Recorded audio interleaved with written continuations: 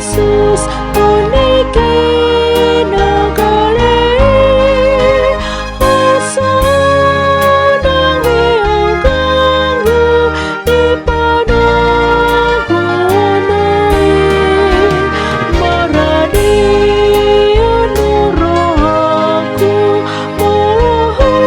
mahapasi ng satanan ni pasanggo say jonok na tuhake ng satanan ni pasanggo say jonok na tuhake.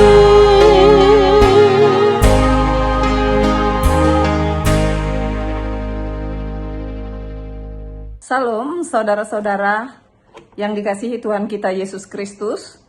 Sebelum kita memulai segala aktivitas kita dalam satu hari ini, baiklah terlebih dahulu kita disapa oleh firman Tuhan. Namun sebelumnya marilah kita berdoa.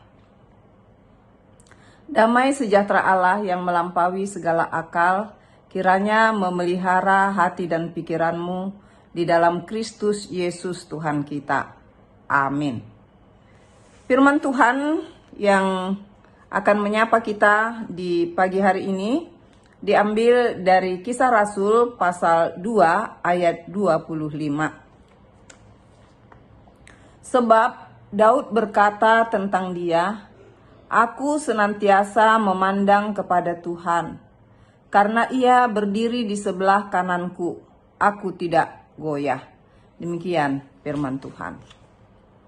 Yang dikasihi Tuhan kita Yesus Kristus, saya pernah mendengar cerita seorang dosen, di mana setiap kali dia mengajar, dia akan menyediakan tempat duduk di sebelah kanannya. Dan katanya tempat duduk itu dia buat di sebelah kanannya karena setiap dia mengajar, dia mengundang Tuhan untuk membimbing dia berkata-kata, sehingga apa yang dia sampaikan kepada para mahasiswa tidak menjadi salah, tetapi tetap seturut dengan jalan Tuhan. Seperti itulah pengakuan seorang dosen tentang kepercayaannya kepada Tuhan. Yang dikasihi Tuhan kita Yesus Kristus, firman Tuhan pada pagi hari ini memberitahukan kepada kita bagaimana pada hari Pentakosta, di mana Roh Tuhan turun atas para murid-murid Tuhan Yesus dan berupa lidah-lidah api.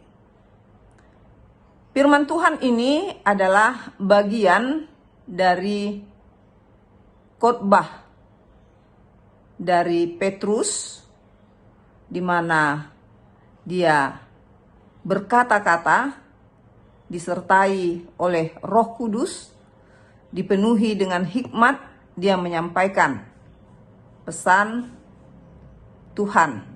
Dia menyampaikan semua itu dengan bahasa-bahasa roh pada waktu itu. Dan ayat 25 ini adalah bagian dari khotbah Rasul Paulus yang disampaikan dengan bahasa roh. Dengan mengatakan sebab Daud berkata tentang dia. Itu artinya bahwa Tuhan, bahwa Roh Allah itu sudah ada sebelum dunia ini ada. Dia adalah awal dan akhir.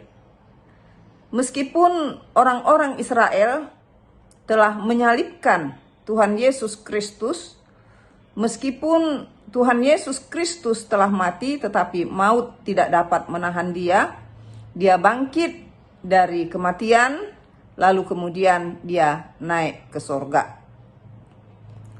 Daud bersaksi tentang Allah yang hidup, Allah yang berjanji, bernubuat akan memberikan seorang Mesias bagi umat manusia, dan Mesias itu hadir di dalam diri Tuhan Yesus.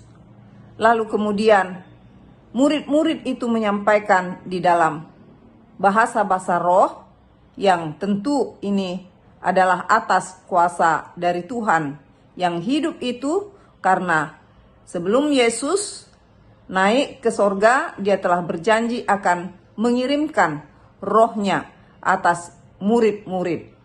Di sini Daud bersaksi bahwa dia mengatakan, aku senantiasa memandang kepada Tuhan, karena ia berdiri di sebelah kananku, aku tidak goyah. Yang dikasihi Tuhan kita Yesus Kristus, mari kita melihat sosok Daud yang selalu disertai oleh kuasa Tuhan, disertai oleh roh Tuhan. Dia memimpin umat Israel dengan sangat baik. Dan pada masa-masa Daud, kita bisa mengatakan, di sanalah kebesaran Israel dinyatakan.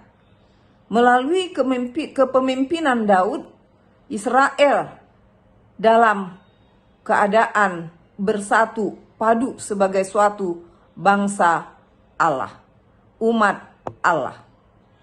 Bukan tidak ada tantangan-tantangan yang dihadapi oleh Raja Daud. Malah kalau kita membaca Alkitab tentang sejarah kehidupan Raja Daud, dia banyak mengalami kesulitan-kesulitan dari musuh-musuh atau dari bangsa-bangsa di luar dari Israel. Dia hadapi itu dengan penuh dengan semangat. Lalu kemudian dari orang-orang yang ada di sekitarnya, bahkan anaknya sendiri juga mencoba mengambil kuasanya, yaitu melalui kudeta. Tetapi kita melihat memang ada saatnya Raja Daud mengalami, ya dikatakan bagaimana dia tidak susah karena anaknya sendiri ingin mengambil kuasa kerajaan yang diberikan Tuhan kepadanya dengan tidak baik. Tentu ini membuat dia menjadi susah. Oleh karena itu banyak kesusahan-kesusahan lain lagi yang dia alami. Tetapi dia mengakui bahwa Tuhan Allah ada di sebelah kanannya. Artinya Tuhan Allah selalu mendampingi dia.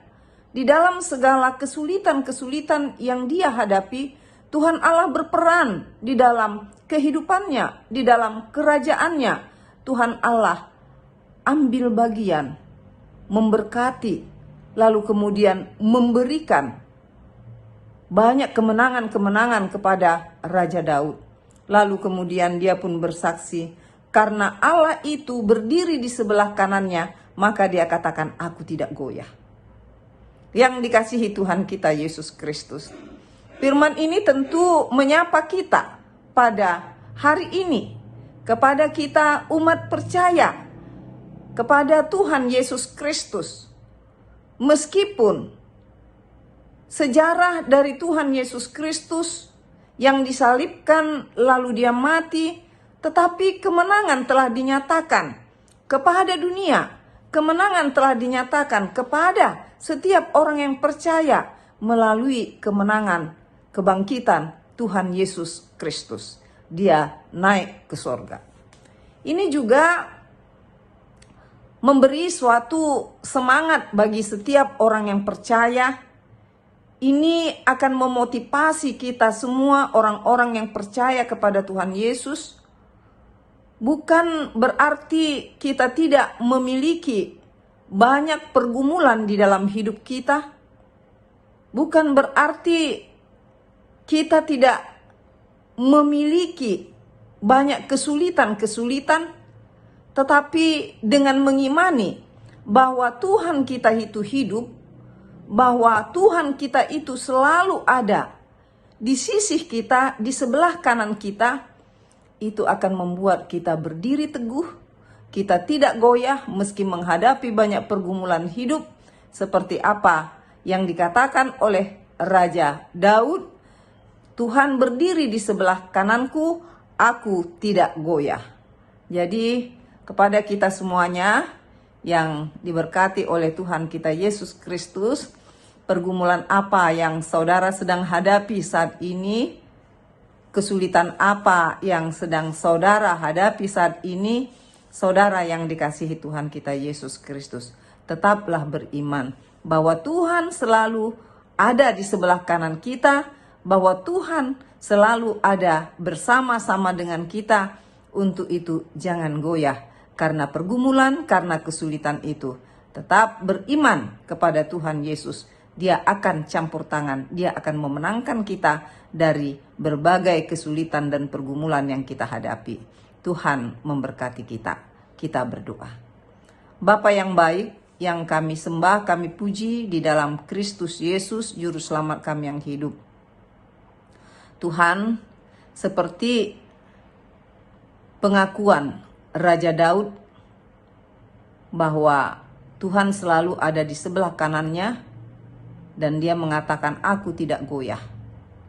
Tuhan, demikian pun kami, umat Tuhan di zaman yang sudah maju ini, banyak pergumulan kesulitan yang kami hadapi, mulai dari anak-anak, remaja, dan pemuda-pemudi, sampai kepada lansia. Kami banyak menghadapi pergumulan hidup. Tetapi Tuhan Yesus, Tuhan telah menganugerahkan iman kepada kami.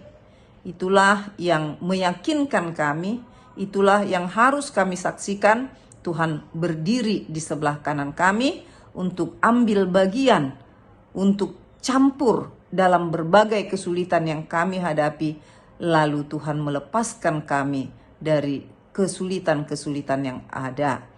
Dan kami bersaksi Tuhan Yesus, kami tidak akan goyah oleh karena kesulitan dan pergumulan yang kami hadapi, tetapi kami akan tetap setia kepadamu. Di dalam Kristus Yesus kami berdoa dan bersyukur kepadamu. Amin.